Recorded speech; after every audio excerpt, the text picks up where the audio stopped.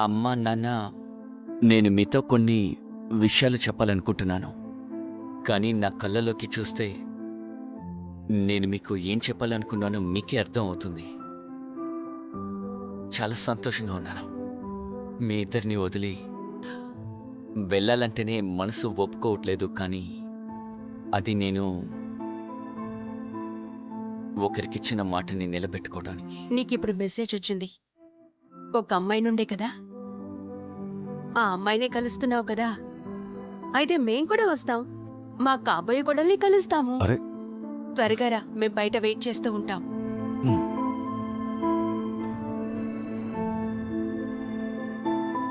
కోడలుగా తీసుకురావాలనుకున్న అమ్మాయికి నాకు ఒక చిన్న గొడవ.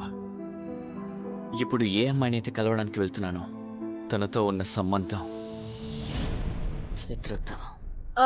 Guys, thank you so much for coming. నేను మీ అందరికి ప్రామిస్ చేసినట్టే ఈరోజు మీకు ఒక ప్రత్యేకమైన వ్యక్తికి పరిచయం చేయబోతున్నా. Meet my boy friend Ansh. ఇతను అంతస్తులో నాకన్నా తక్కువ అని నాకు తెలుసు. అయితే ఇప్పుడు ఏమైంది? ఒక మామూలు కూలివాడికి కూడా మనసుంటుంది కదా.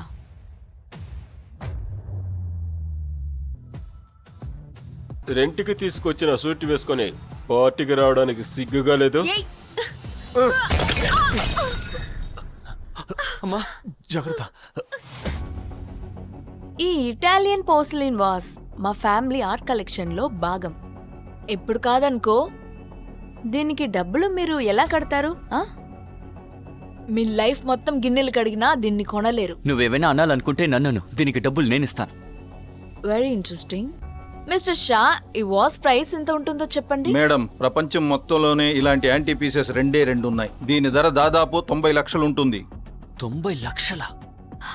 నిన్ను నువ్వు అమ్ముకున్నా అంత డబ్బు నువ్వు సంపాదించలేవు. కానీ నేననుకుంటే మాత్రం మీ అమ్మ చేసిన పని ఇక్కడే మర్చిపోగలను. అలా చెయ్యాలంటే నాది ఒక కండిషన్. ఏం కండిషన్? నువ్వు అందరి ముందు నీ మోకాలపై నిలబడి నాకు ప్రపోజ్ చేయాలి. నా కొడుకలా అవమానపడ్డా నేను చూడలేకపోతున్నాను. ఇదంతా ఆపండి. ఈరోజు అంష్తో పాటు వీళ్ళందరికీ మనం గురించి నిజం చెప్పే టైం వచ్చింది. చెప్పేయండి. ఓకే, ఆ 90 లక్షలు నేనిస్తాను.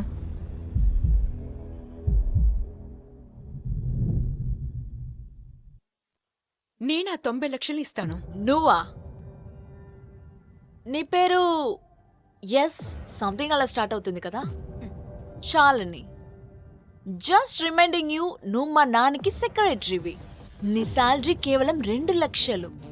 యూనో 90 లక్షలు సంపాదించడానికి నీకు 50 సంవత్సరాలు పడుతుంది. నేనింకా 50 సెకండ్లు సరిపోతాయి అనుకుంటున్నానే.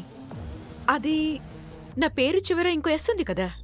శాలిని సక్సేనా, ప్రతాప్ సక్సేనా కూతుర్ని. ఈ దేశంలో నాయక్కి సంబంధించిన బిజినెస్లని చూసుకుంటున్నా. అదే ప్రతాప్ సక్సేనా. శాలిని, సారీ అండ్ ఈ విషయం నీ దగ్గర దాచినందుకు. యాక్చువల్లీ నేను వేరే కారణం వల్ల ఇక్కడికి వచ్చాను. Very nice, very nice. నీ కారణం అందరినీ నవ్వించడమే అయితే well done babe, good job. Jokes వేయడానికి కూడా ఒక టైం ఉంటుందని నీకు తెలుసా? ప్రతాప్ సక్సేనా కూతురు. What next?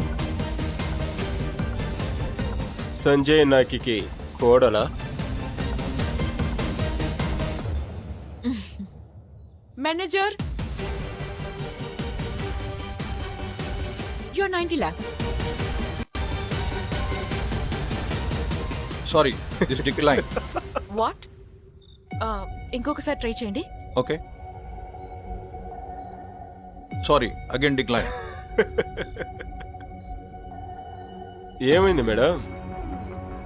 సక్సేనా సంపద మొత్తం దొంగలెత్తుకుపోయారా?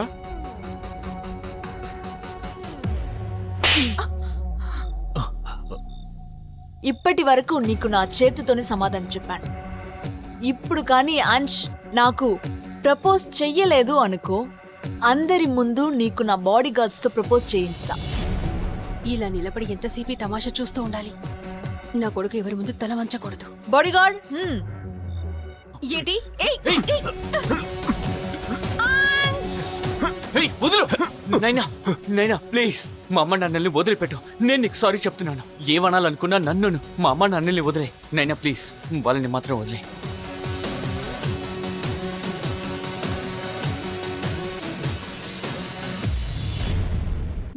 నైనా ప్లీజ్ నా మాట విను ప్లీజ్. నేను చేతులు జోడించి వేడుకుంటున్నాను. వాళ్ళని మాత్రం వదిలిపెట్టు. అంశు వద్దు. నువ్వు చెప్పేది చేయడానికి రెడీగా ఉన్నాను. ప్లీజ్ నైనా. తను చెప్పింది ప్రతిదీ చేస్తే మాత్రం చేస్తే ఏమవుతుంది? ప్రతాప్ సక్సేనాకి ఫోన్ చేస్తావా? ఖచ్చితంగా చేస్తా. ఇక్కడికి ఫోన్ చేయడానికి నీకు ఎలా ధైర్యం వచ్చింది? బక్షి యూనిట్ అసెస్మెంట్ చేయడానికి వెళ్ళిందనివి తిరిగి రాకుండా అక్కడే ఎందుకు ఉండిపోయావు? నీకు ఇక్కడికి రావాలని లేనప్పుడు మాతో మాట్లాడాల్సిన అవసరం కూడా లేదు. ఆవ్. నువ్వు ఇక్కడ ఉండి ఇంకా డ్రామా చేసే బదులు నువ్వు ఇక్కడి నుంచి వెళ్ళిపోవడం మంచిది. Okay, get out. సెక్యూరిటీ.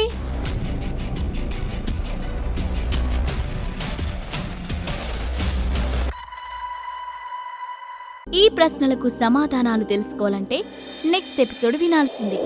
క్రింద ఇచ్చిన లింక్ ని క్లిక్ చేసి పాకెట్ ఎఫ్ఎం యాప్ ని ఇన్స్టాల్ చేసుకోండి. Stay tune to pocket FM.